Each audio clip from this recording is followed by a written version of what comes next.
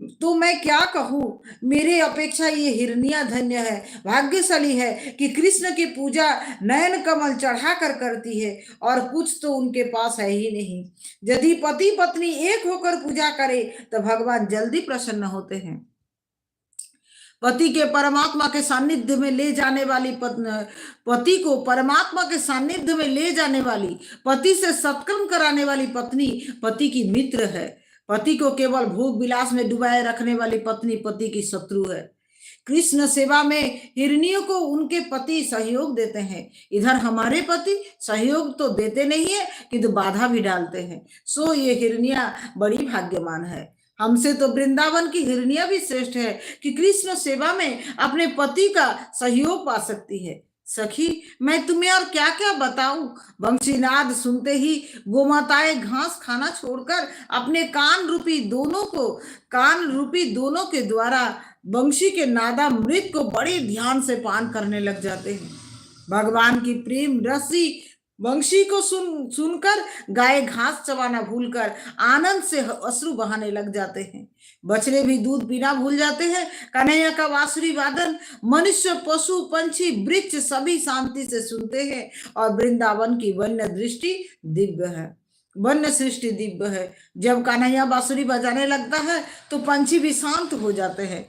कई ऋषि भी पंछी का रूप लेकर वृंदावन के लीला निकुंज में राधे श्याम करते करते इधर उधर उड़ते फिरते हैं। ये पंछी प्यास लगने पर राधे श्याम का जप करते करते पानी पीने जाते हैं, और उनको गंगा के किनारे मौन रखने का आदत है, सो वो मौन रहकर लाला की बांसुरी सुनते हैं। कुछ पंछी ऐसे भी है जो जमुना जी के जल का पान करने के लिए वृक्ष के नीचे नहीं उतरते। जल पान करने जाने से कृष्ण के विरह जो होगा।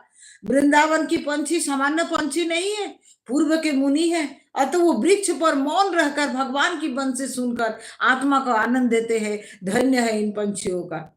यशोदा आकर कहने लगी, रोज रोज कहती हूँ कि फिर भी कन्हैया जूता पहनता ही नहीं है। सखी, चिंता ना करो, उसका एक मित्र उसके सर पर छत्र रखकर चलता है।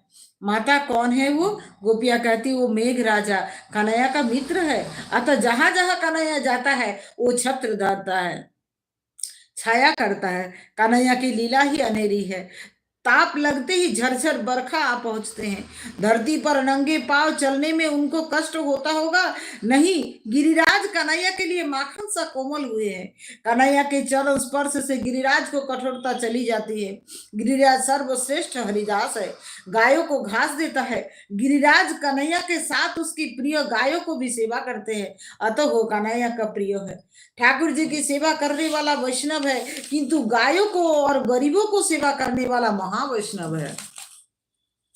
परमात्मा के चरण स्पर्श से गिरिराज को रोमांच हो जाता है, सो कहीं कहीं पर गड्ढे पड़ जाते हैं, किंतु उन्हें पाठ देने का उपाय कन्हैया के पास है। वो बांसुरी बजाने लगता है तो गिरिराज आनंद से फूलने लगता है और गड्ढे पट जाते हैं।